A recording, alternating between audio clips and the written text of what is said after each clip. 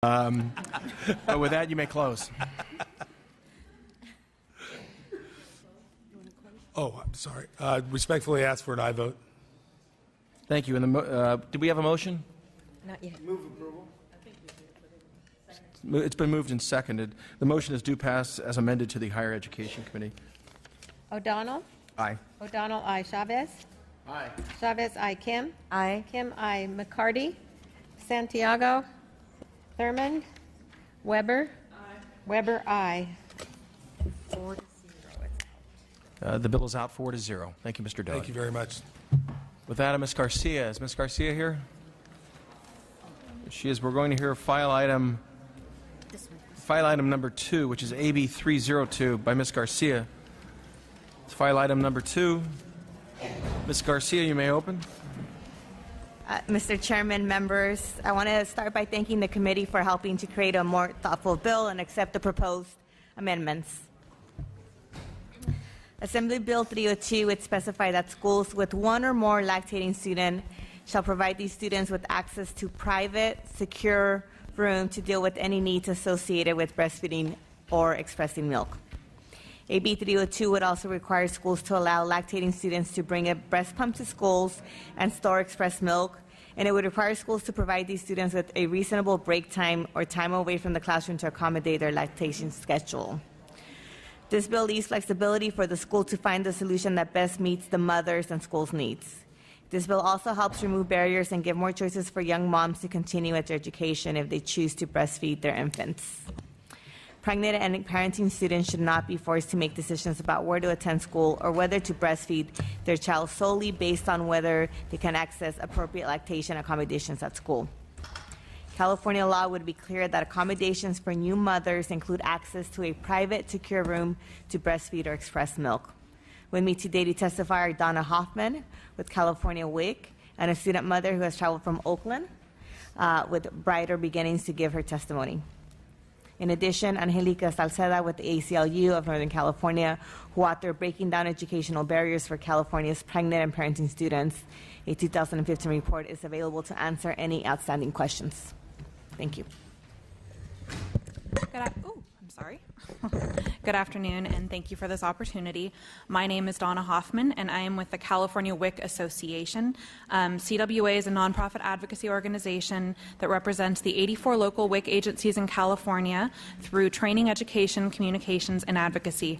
We're also active in breastfeeding advocacy and are passionate about improving breastfeeding rates in California and strengthening breastfeeding support across all populations. WIC has been a model for how public health and healthcare can support moms with breastfeeding education, support, and high-quality breast pumps when returning to work or school. We are proud to support AB 302 and feel that it is a common-sense approach to supporting parenting students in their decision to breastfeed. In California, 88% of moms aged 15 to 19 intend on breastfeeding before birth, yet 3 months after delivery, only 34% are breastfeeding at all, with only 9% breastfeeding exclusively. We need to close that gap and give young moms the support they need with their infant feeding decisions. Breastfeeding is known to improve health outcomes for both mothers and babies and reduce costly acute and chronic health conditions such as ear infections, asthma, risk of diabetes and obesity, and reduce rates of breast cancer in mothers. By supporting these young moms in their decision to breastfeed, they will have fewer health problems keeping them out of school and help them succeed with their academic and their personal goals.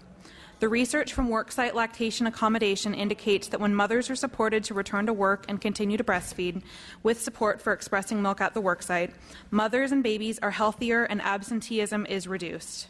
Some WIC agencies have even been known to reach out to employers to assist with lactation accommodation, and it's not unlikely that this could happen with schools as well. AB 302 is not overly prescriptive, and we know that lactation accommodations are not a one-size-fits-all approach.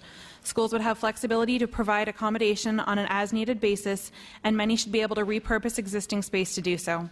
Moms need a safe, private place with a power outlet to pump, which is not a complicated request. Young people need the support of their community and their environment, and by providing young mothers with a location to pump, we will help them with their infant feeding choices as well as support their academic success. Young mothers should not have to decide between staying in school and breastfeeding their child, and AB 302 would improve health outcomes for both young moms and their babies. We urge your support of AB 302. Good afternoon, Chair and members. My name is Mariana Saldana, and I'm 18 years old. I am currently a senior at Antioch High School. I am also the proud mother of Sophia, my daughter who is a year old. Today I want to share my experience as a student trying to breastfeed while going to school at the same time. I faced many challenges trying to successfully breastfeed, and I managed to do so for 4 months. When I was pregnant, no one at the school gave me any information or showed any support on how I could breastfeed while attending school. Breast milk is one of the greatest gifts a mom can give to her baby because it is filled with nutrients and antibiotics that promotes brain development. I was determined to give this gift to my baby. Unfortunately, when I returned to school after having Sophia, I was never offered a room to pump or where I could feed my daughter. I was also offered a place to store my milk. At the time, I wasn't enrolled at Prospects High School, a continuation school in Antioch. I had to pump at all hours of the night and early in the morning before school so that I could have enough milk for the baby and so that I wouldn't have to pump at school. But even when I was at school, I still had to pump every 2 hours or often tried to deal with the pain. The pain made me feel so uncomfortable at times that I could not stand the pain any longer. Sometimes the pain was so unbearable that I had no other choice but to walk into the public restroom and go into the stall to pump. The restrooms were often horrible and disgusting. I often told myself that my baby shouldn't be eating in a restroom because nobody else would want to eat their food there, so why should she? A restroom is no place to be breastfeeding or to be preparing the food for your child. Because of all these barriers, I eventually stopped producing the same amount of milk. My inability to feed or pump milk while at school ended up affecting my child's access to my milk at home. No other student should have to go through what I've gone through. This is why AB 302 is so important. It makes sure that students like me who want to pump at school have access to a private, secure place to do so, a place to store the milk, and can take their breast pumps to school. For these reasons, I respectfully urge your yes vote. Angelica Salceda, on behalf of ACLU of Northern California, here in support and as a co-sponsor of the bill. Thank you. Any other witnesses in support of the bill? Please come forward, state your name, affiliation, and position on the bill. My name is Michaela McCraney with Brighter Beginnings. I'm also salutatorian of the 2015 graduating class of Independence High School with a 4.6 GPA. I had to choose between being a good student and being a good mom and almost lost my salutatorian title. I don't want any other mother to have to choose between education and their baby, so I strongly support this. Thank you. If all additional witnesses could just state their name, affiliation, and position on the bill. Myra Duran, representing California Latinas for Reproductive Justice, and strong support and co-sponsor of the bill.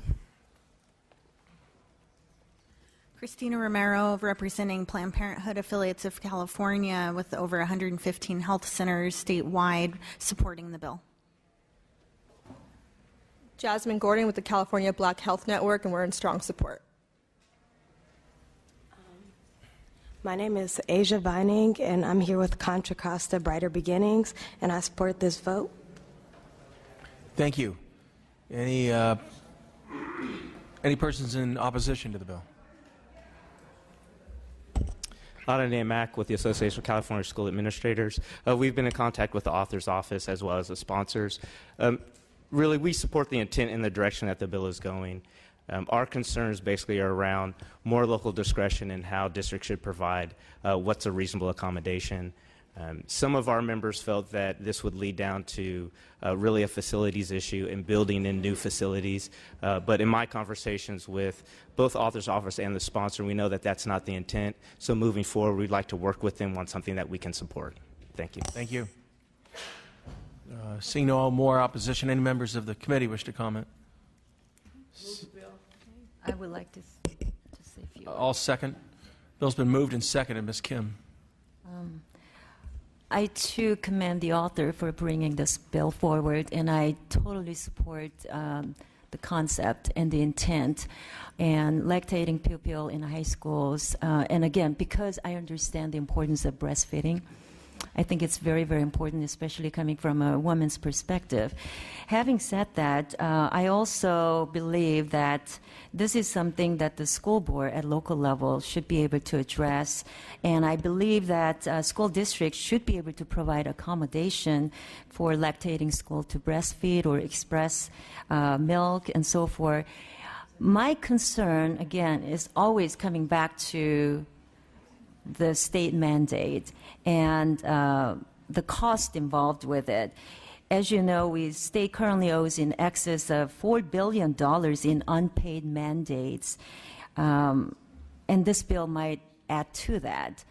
I'm glad to hear that you are considering amendments, but currently there are 418 locally elected governing boards of unified and high school districts that are fully capable of adopting these accommodations without incurring any additional cost.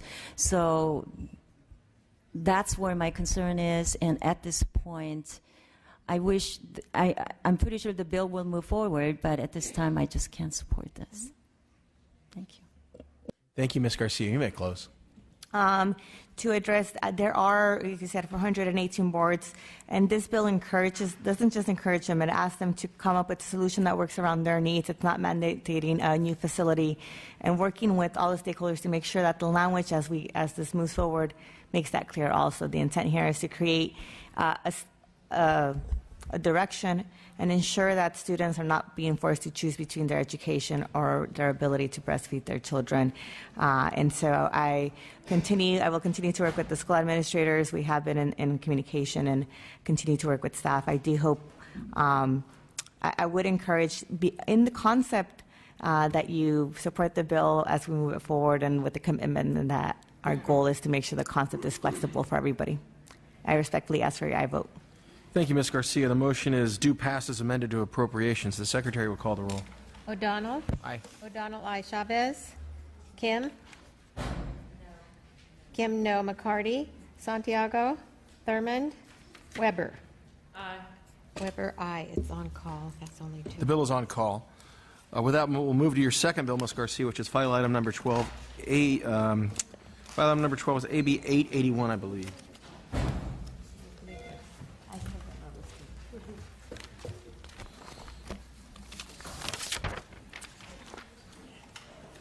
Good afternoon. Okay, so AB 881 is a follow-up to AB 256, which was chaptered into law in 2013 and enjoyed strong bipartisan support from both houses. It's simply a cleanup bill. The intention of the original bill was to allow schools to discipline or intervene when there is cyberbullying, including the forwarding and the retransmittal of the cyberbullying that happens to our students. And so we are asking that we change a word from and to or to allow schools to have that ability. With me today to testify, I have Ron with the California Federation of Teachers and Erica Hoffman with the California School Boards Association. Good. I think it's still afternoon. Good afternoon, Mr. Chair, members of the committee. Ron Rapp with CFT, speaking in support of AB 881. As a former teacher, I know how vicious teenagers can be, and now that they all have electronic devices and they live on Facebook, it can be extremely prevalent and extremely harmful. I think this small change to current law is important and significant, and for those reasons, we urge an aye vote. Thank you. Erica Hoffman on behalf of the California School Boards Association. We do see this as clarifying from the legislation last year. As we all know, whether you actually send something, anything you create on the internet can be hackable, traceable, findable. This would allow to address the issue for both the creation and the transmission, whether you do one or the other, in order to protect the students that are being bullied. So we are in support of the measure.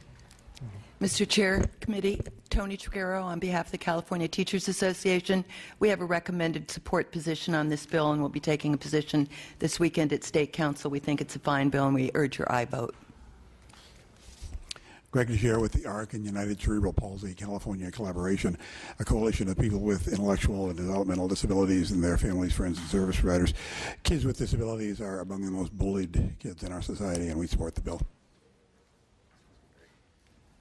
Bob Giovatti, State Council on Developmental Disabilities. Well, we support the bill in concept and expect the full council to adopt a full support position in the near future. Thank you. Yeah, seeing no further individuals in support, are there any individuals in opposition? ACLU.